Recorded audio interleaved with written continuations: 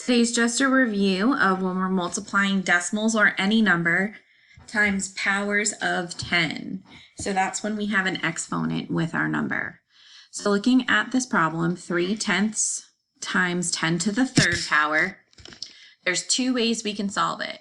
First, we can determine our exponent is telling us how many zeros we're having in 10. That's like saying 10 times 10 times 10. 10 3 times. That's what we're multiplying and we get 1,000.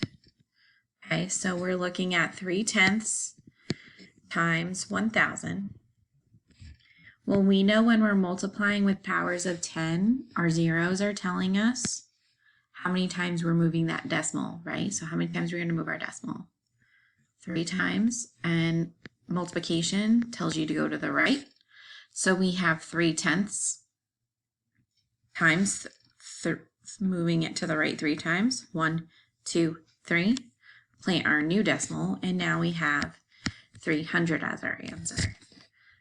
Now, if you remember the shortcut Miss Layton taught you way back in September, what does that exponent tell us? Other than we know that it's 10 times 10 times 10. Well, the exponent is telling us how many times we move our decimal to the right, which is 3 times. So instead of figuring out what 10 times 10 times 10 is and then looking at your zeros, you can look right at that exponent and it'll tell you.